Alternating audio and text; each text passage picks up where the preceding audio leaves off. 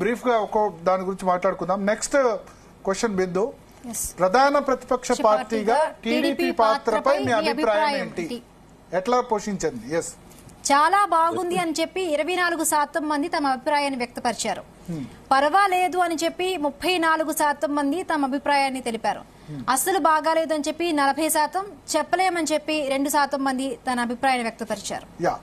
పుల్లారావు గారు ఈ రెండు క్వశ్చన్స్ ఈ రెండు క్వశ్చన్స్ చూసారు మీరు. జగన్ ముఖ్యమంత్రిగా పర్ఫార్మెన్స్ ఎట్లా ఉంది, ప్రధాన ప్రతిపక్షంగా ఎట్లా ఉంది? ప్రధాన ప్రతిపక్షంగా చాలా బాగుందని 24% మంది, పర్వాలేదని 34, అంటే 58% దాదాపు బానే ఉందని చెప్పారు. అస్సలు బాగాలేదని 40% చెప్తున్నారు. Maybe 40% hard core Jagan voters అనుకోవచ్చు. అట్లాగే జగన్ పనితీరు పట్ల చాలా బాగుందని 38% మంది, పర్వాలేదని 26% మంది చెప్పారు. అస్సలు బాగాలేదని 34% మంది చెప్పారు. ఇదేంటంటే చాలా మనం ఈ లెక్కలు, ఈ సర్వే, ఆ ఫిగర్స్ తీసుకొని మన సొంత అభిప్రాయాలు లేకపోతే మన ఫీలింగ్స్ ఏం రాకుండా ఉంటే చాలా సీరియస్ మ్యాటర్. ఇది దాదాపు 62 మంది, 100కి 63 మంది పర్వాలేదు గవర్నమెంట్ అంటున్నారు. ఇది మీ సర్వే ఒథెంటిసిటీ, మీ సర్వే కరెక్ట్ అయితే చాలా ప్రో జగన్ పరిస్థితి ఉన్నది ఆంధ్రప్రదేశ్ లో కనపడుకోండి. తర్వాత మిత్రులు అంటున్నారు అది తర్వాత ఎలక్షన్ డిక్లేర్ అవగానే మారిపోతుంది. అదే సమయంలో 58% మంది చాలా బాగుంది, పర్వాలేదు టీడీపీ పర్ఫార్మెన్స్ కూడా అంటారు. అదే దేర్ఫోర్ ఇది వాష్ అవుట్ ఎలక్షన్ కాదు, చాలా టైట్ ఎలక్షన్ అవుతుంది ఆఖరికి. చాలా టైట్ ఈ ఫిగర్స్ బట్టి. ఇంకా 45 రోజులు ఉన్నాయి, ఎలా మారుతాయి, క్యాండిడేట్స్ ఎలా తీసుకొస్తారు, ఏంటి, ఎలక్షన్ మొదలు పెట్టాక ఎవరికి అభిప్రాయాలు ఉంటాయి, మారిపోతారా, ఇవన్నీ ఉంటాయి. అది మనం ఒప్పుకోవాలి. కానీ ఈవేళ ఏదో అయిపోయింది. నేను ఒక హింట్ ఇస్తున్నా, అంటే సర్వే రిజల్ట్ ముందే చెప్పకూడదు, ఇంకా చాలా క్వశ్చన్స్ ఉన్నాయి కాబట్టి. మీరు అన్నట్టే చాలా టైటే నడుస్తుంది, చూద్దాం. చాలా టైట్ ఇది ఎవరికి పై చేయి ఉన్నట్టుగా నాకు కనపడలేదు. అది మన రిజల్ట్ వస్తే నేను అనుకుంటున్నా సర్వేది టైట్ గా మీరు ఆఖరికి చూపెడతారు. ఇది సింపుల్ గా లేదు ఎలక్షన్, అది మాత్రం నాకు అనిపిస్తుంది. తులసిరెడ్డి గారు, టీడీపీ రోల్ ఎట్లా ఉంది ప్రతిపక్ష పార్టీగా? Are they succeeded or failed? ఇప్పుడు టీడీపీ రోల్ కంటే కూడా వామపక్షాలు, ప్రజా సంఘాలు, కాంగ్రెస్ పార్టీ టీడీపీ కంటే ఎక్కువగా కేంద్ర రాష్ట్ర ప్రభుత్వాల ఫైట్ చేస్తున్నాయి. ఇక్కడ మన రాష్ట్రంలో రేపు జమిలీ ఎన్నికలు జరగబోయింది. జమిలీ ఎన్నికల్లో రాష్ట్ర ప్రభుత్వం యొక్క వ్యతిరేకత ఎంతో, కేంద్ర ప్రభుత్వం వైఫల్యాలు కూడా చెప్పాలా. అది టీడీపీ చెప్పదు, వైకాపా చెప్పదు, జనసేన చెప్పదు. కాబట్టి ఓన్లీ వామపక్షాలు, కాంగ్రెస్ పార్టీ మాత్రం చెప్తాయి. కాబట్టి నిజమైన ఫైట్ వచ్చేసి అందరూ బీజేపీ పాకెట్ లో ఉన్నారు తప్ప, కాంగ్రెస్ లెఫ్ట్ తప్ప అందరూ బీజేపీ పాకెట్ లోనే ఉన్నారు.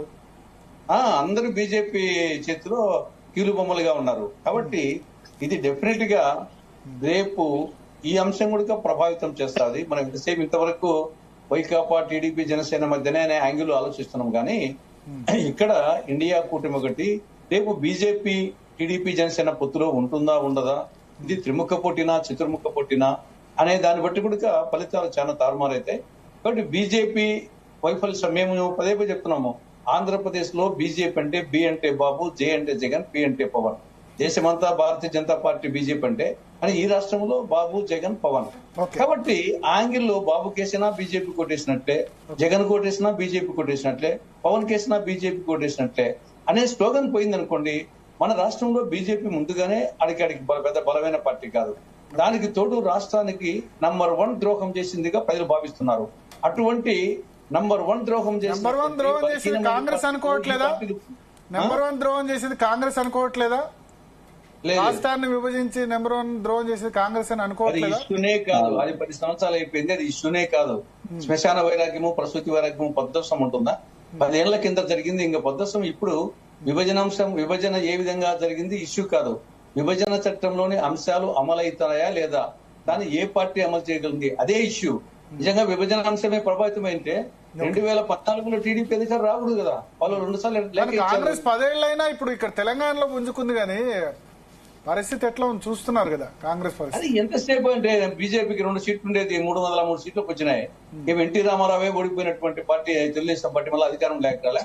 అంతకుముందు మేము 1994 నుంచి 2004 వరకు 10 అధికారం లేదు కాంగ్రెస్ కేంద్రంలో, రాష్ట్రంలో.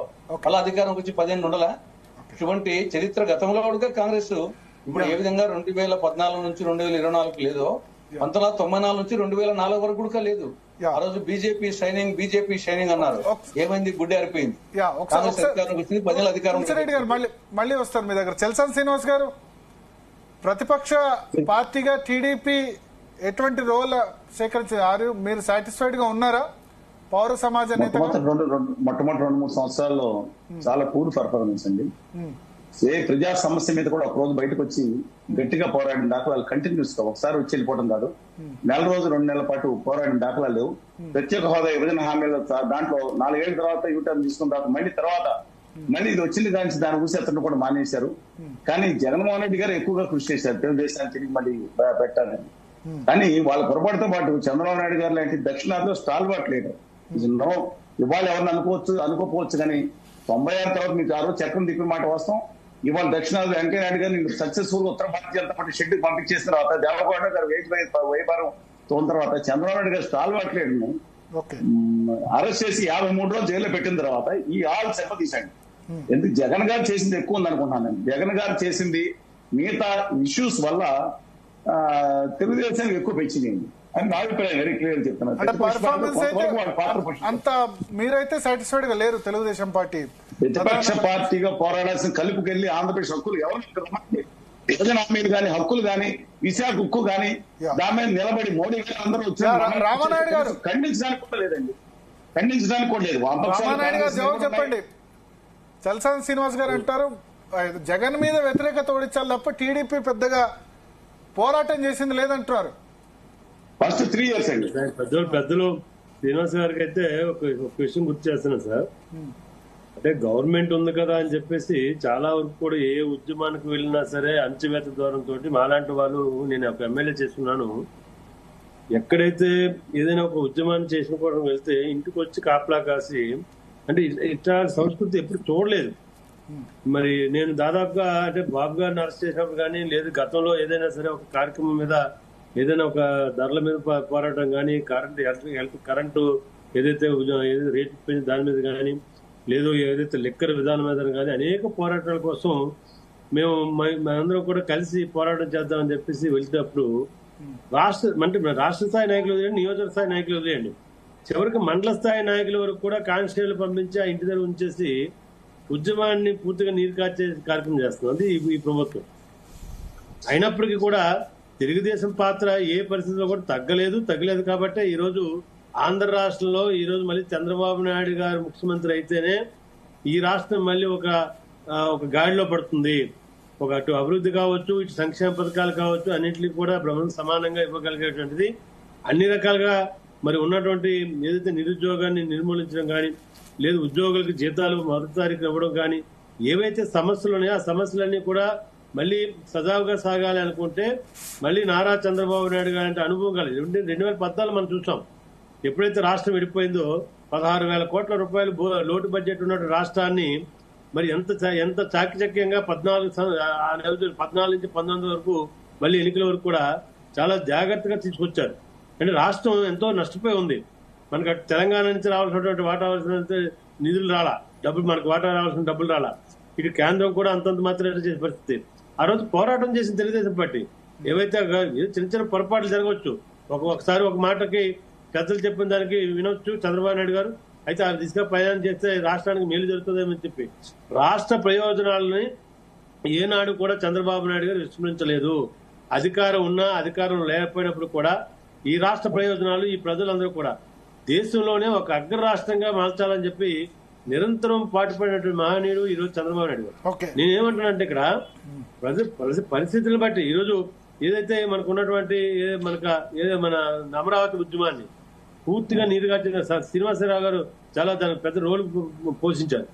అమరావతి ఉద్యమాన్ని ఏ విధంగా తీసుకొచ్చి చూడండి ఒకసారి. అలాగే టీచర్స్ ఎవరైతే వాళ్ళకు ఉన్నటువంటి ఏదైతే వాళ్ళకి ఇచ్చినట్టు హక్కులు ఏవైతే ఉన్నాయో ఆ హక్కుల కోసం చెప్పేసి వాళ్ళని పూర్తిగా అనదొక్కారు. అంటే ఈ ప్రభుత్వం కేవలం ఏదైనా ఒక ఉద్యమాన్ని ముందుకు వెళ్తే ఆ ఉద్యమాన్ని ఏ విధంగా అలగదొక్కాలనే ప్రయత్నం తప్ప పోలీసులను మొత్తం లా అండ్ ఆర్డర్ అంతటినీ కూడా కేవలం ప్రతిపక్షాలకు చేసినటువంటి ఏదైతే ప్రభుత్వం చేసిన తప్పిదాలని మరి ఎండగట్టడం కోసం చెప్పేసి ఏదైనా ఒక ఉద్యమాన్ని తీసుకుందాం, లేదంటే ఒక మీటింగ్ పెట్టుకుందాం, ధర్నా చేద్దాం అనుకుంటే ఆ ధర్నాలు చేయకుండా చేసేటువంటి కార్యక్రమం చేపట్టడం తప్ప ఉన్నటువంటి శాంతి భద్రతలు ఎక్కడైనా కాపాడాలని చెప్పి శాంతి భద్రతకి విఘాతం కలిగించే కార్యక్రమం ఎప్పుడు జరుగుతుంది? మేమేమో శాంతి భద్రత, మేము రాజకీయ నాయకులు ఒక ఎమ్మెల్యే చేస్తున్నాం, మాలాంటి వాళ్ళని ప్రభుత్వం చేసినటువంటి ఏవైతే ఉన్నాయో ప్రజలకు తీసుకువెళ్ళాలా? ఇది తప్పు. గ్యాస్ ధర పెంచాడు, పెట్రోల్ డీజిల్ ధర పెంచాడు. మీ ఉద్దేశంలో ఫైట్ అయితే ప్రధాన ప్రతిపక్షంగా చేయాల్సిన అన్ని చేశారంటారు. ఇక్కడ ఒక్క విషయం మీరు గమనించాలండి. ఈ రోజు చంద్రబాబు నాయుడు గారు కానీ ఏ ప్రాంతానికి వెళ్ళినా సరే ఈ రోజు ప్రజలు ఆదరిస్తున్నారు అంటే మళ్ళా ప్రజలు అందరూ కూడా కోరుతున్నారు అంటే ఒక సంకేతం పంపించినట్టే కదా. చంద్రబాబు నాయుడు వెళ్తుంటే ఏ రాష్ట్రంలో ఈ రాష్ట్రంలో ఉన్నటువంటి పాత 13 జిల్లాలు కానీ కొత్తగా వచ్చినటువంటి కానీ ఏ ప్రాంతానికి వెళ్ళినా ఆయన ఒక మీటింగ్ పెడుతున్నారంటే తండోపతండాలుగా ప్రజలు వస్తున్నారు అంటే చూద్దాం. ఇప్పుడు కూటమితో మీటింగ్స్ పెడుతున్నారు. నెక్స్ట్ సర్వేలో నెక్స్ట్ క్వశ్చన్ కి వెళ్దాం. బిందు ఒక్క నిమిషం మళ్ళీ వస్తాను రామనాయుడు గారు. రానున్న అసెంబ్లీ ఎన్నికలపై టీడీపీ జనసేన పొత్తు ప్రభావం